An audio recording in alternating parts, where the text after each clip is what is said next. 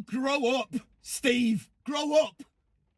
How are we doing, everybody? It's Kev Ashford back in the van, the saddle for your van cam here on the biggest Man United fan channel in the land. This is the United Stand, and this is Bournemouth against Manchester United. This is where it all begins. It begins with the road trip, and we've got you covered here on the United Stand with everything for your match day. But previously, Manchester United managed to, shall we say, piss on the hopes and dreams of the Scouse Nation by somehow getting a 2-2 draw. And I remember being sat here last week and I was doing the preview to the Liverpool match, and I'm like, I don't know what the hell is going to go on. And I'm like, we need to play off pure kind of vibes. We need to get into the zone. Manchester United did that. And I said last week, it gives me such great pleasure to see the likes of Virgil van Dijk and the likes of Jurgen Klopp leaving Old Trafford in disarray. And that's exactly what we did. How did we manage to get that result? And with a dubious penalty as well, we could have actually come away with beating this lot. And how is this style of football sustainable? I might hear you ask. There might be a couple of you out there saying, Kev, how's it sustainable? It is not sustainable. There is no way that we can get away with this from now until the end of the season by playing this open brand of football. And this is literally like a game of basketball. It isn't sustainable.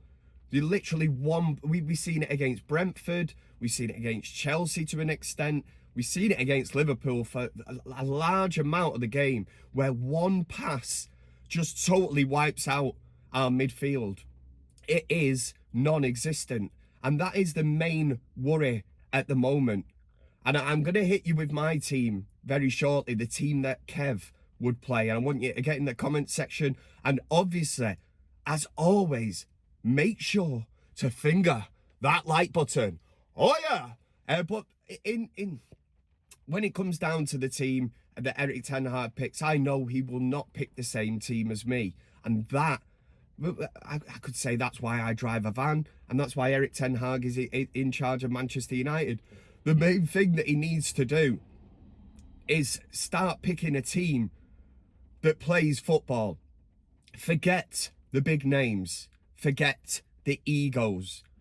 You need to get back to basics now, because every single match from now until the end of the season is a cup final. I don't care what anybody says. Yes, we've got Coventry coming up in the FA Cup semi-final, but every single game is a cup final, and that's how you have to approach it. And from Erik ten Hag's point of view, there's been news this week that Nagelsmann is being linked to Manchester United and Newcastle United. We've already had the Gareth Southgate rumours, which is enough to give anybody nightmares. I'm still having nightmares. You have flashbacks, and I think, no, that is not a step in the right direction, you know, a Gareth Southgate.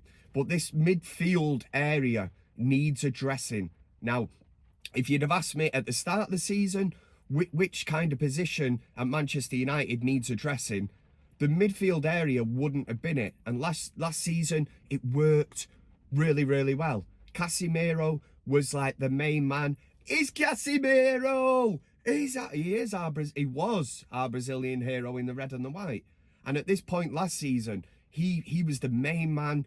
Everything that was great about Manchester United went through him. And yes, injuries have hampered this season massively.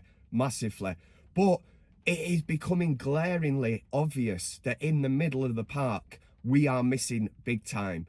You can't rely on a Casemiro. You can't rely on a Christian Eriksen, because they haven't got the legs to do it. And this is where Kobbie Mainoo, the main shining light of Manchester United's season, is being exposed big time. I hear this nonsense that Bruno Fernandes, because of the press that he sets at the front and that, you know, but you know, that he leaves United exposed. But let's have a look into the midfield then, because when McTominay plays with Mainoo, Mainoo is just exposed. I feel sorry for him to an extent. You know, he's a young lad. He's in this midfield, and sometimes you can just see him looking and thinking, where's my teammates? What is going on? And Mainu, he's been absolutely sensational. But let's get into it, because Bournemouth, it is going to be a tough game. What I would do, and I think that the big one for me, it is absolutely huge when we talk about the team that you would play. I think Wan-Bissaka and Dalot, that they're going to be left and right back. At the back, Johnny Evans and Varane missing for this game is absolutely huge. Absolutely huge. So you're looking probably at going back to the days of Ole Gunnar Solskjaer. It could be Lindelof and Maguire. Martinez injured. Again, a huge, huge headache for Erik ten Hag at the back. But who else can he play? Big Willie could be in there. Cambuala. Yeah. Maybe go with him and a Lindelof, because at least that would give you some kind of the rock at the back. And Big Willie's done nothing wrong. I would probably, yeah, let's go with Big Willie, and I think I'll go actually with Lindelof, because Maguire doesn't fill me with that much confidence.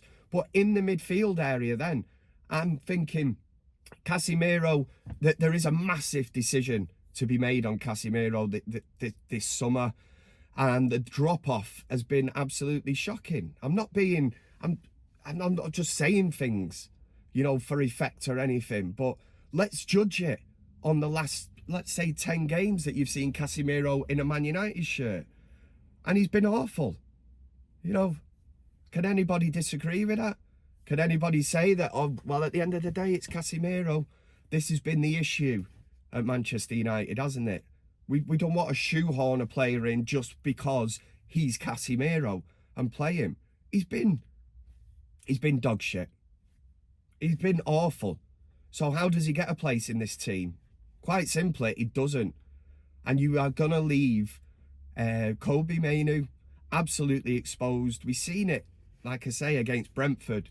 What we need to do is get legs in there. And this is the surprise I'm going to throw out to you. This is what I would do today against Bournemouth. We got absolutely overrun against Liverpool. Yes, we got away with it. We got a 2-2 draw. But what I would do is actually play, I've just said, we'll play Big Willie at the back.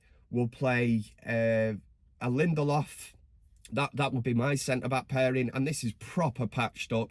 You've got Wan-Bissaka. You've got Diego Dalot, arguably Manchester United's player of the season, Mr. Consistency. The two I would play in midfield would be Amrabat and Mainoo. Why not? Just give it a go. What is the worst that could happen? And what you are doing by playing Amrabat next to Mainoo, which is something we've not seen really anything of, is giving the legs. Because we're talking about a summer rebuild, and we're looking at it and going, well, we need somebody in there to complement Mainoo with the legs.